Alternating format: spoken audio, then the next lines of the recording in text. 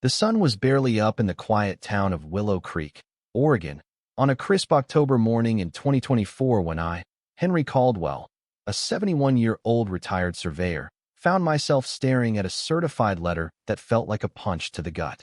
The envelope, embossed with the fancy silver logo of the Pineview Homeowners Association, weighed heavy in my hands, like it was carrying the weight of bad news.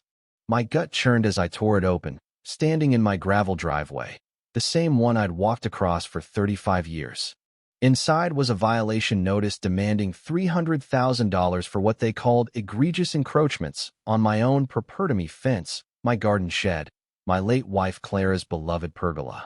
The accusations were absurd: illegal fence placement, unauthorized structures, and trespassing on community green space. I'd built that fence with my own hands in 1988, back when this place was just rolling hills and wildflowers, long before the million-dollar estates sprouted up around my modest 2-acre plot. The shed? It housed my tools from a 40-year career mapping land. The pergola?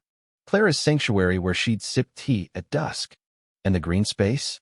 That was my vegetable patch, growing zucchini before these newcomers knew a spade from a spoon. This wasn't just a fine, it was a declaration of war. By noon, Victoria Langston, the HOA president, strutted onto my property like she owned it, her designer boots crunching my gravel with a confidence that screamed privilege. Flanked by 2 board members, she clutched a clipboard like it was a scepter, her eyes scanning my land with a sneer. "Mr. Caldwell," she said, skipping any pleasantries, "we're here to document your violations before we escalate to legal action." She pointed at my fence, my shed, my pergola, labeling them affronts to community standards.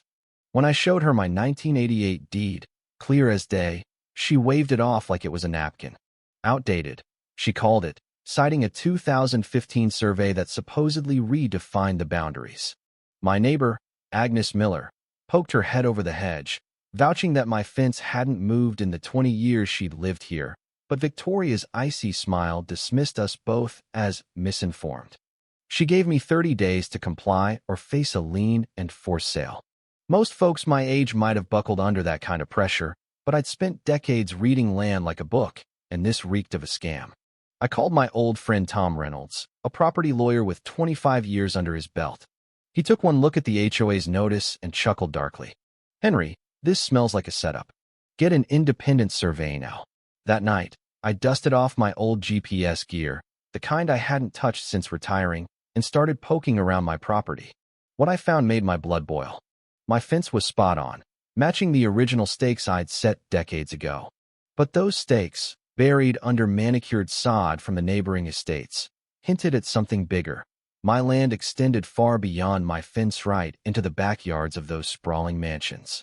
Victoria's $400,000 pool, Nathan Brooks' 6-car garage, Elena Carter's guest wing, Jackson Reed's outdoor theater, Bethany Lane's rose garden, all of it potentially on my land. I hired Ethan Parker, the best surveyor in 3 counties, to run a full boundary analysis. Ethan, a grizzled pro like me, didn't mince words. "Henry, if you're right, this is bigger than a fence dispute. This is a land grab." Over 3 weeks, he mapped my 2 acres with laser precision GPS, ground radar, the works. Every day, the evidence piled up. My property stretched 60 to 80 feet beyond my fence, swallowing chunks of those mansions' prized features. Ethan's metal detector unearthed original survey pins, hidden under decades of landscaping meant to erase history. Victoria watched from her patio, phone glued to her ear, her face tightening as we worked. She even tried to question Ethan's license, but he shut her down with a business card and a state surveyor's seal. The real bombshell came when Ethan dug into the HOA's 2015 survey. It was a fake file by a defunct company, signed by a ghost, with coordinates that didn't add up. Someone had doctored it to shrink my land, letting developers build over my boundaries 15 years ago. Agnes recalled construction crews moving markers back then, passing it off as updates. It was a calculated heist, targeting an old man they thought wouldn't fight back. They didn't know I'd spent my life measuring truth with a tape and a transit. The HOA meeting in November was my chance to strike. The community center was packed, cars spilling onto the street. Victoria had set the stage like a courtroom, her board members perched like judges, ready to bury me. Her presentation was a slick attack photos of my violations, legal jargon, and sob stories about how my shed lowered property values. The crowd ate it up, nodding as she painted me as a cranky old fool. Then it was my turn. I hooked Ethan's laptop to the projector and let the truth speak. Drone images flashed on the screen, red lines slicing through Victoria's pool, Nathan's garage, Elena's wing, Jackson's theater, Bethany's garden all on my land. Gasps rippled through the room. I showed Ethan's credentials, the fake 2015 survey, and live GPS data matching my 1988 deed. Victoria's face drained of color. Her lawyer sputtered about unreliable technology, but I held up my GPS unit and said, "Math doesn't lie, and neither do satellites." Agnes stood, recounting the construction fraud she'd witnessed. The room turned skepticism, became outrage. Victoria's empire was crumbling. The lawsuit that followed was a grueling 8-month war. Victoria's high-priced lawyers threw everything at my fraud, harassment, even elder abuse claims. My legal bills hit $80,000, eating into savings meant for my grandkids. But my attorney, Laura Bennett, was a pit bull. She leaned on my deed, Ethan's survey, and the fraudulent 2015 document. The trial in July 2025 was a circus media of vans, protesters, packed galleries.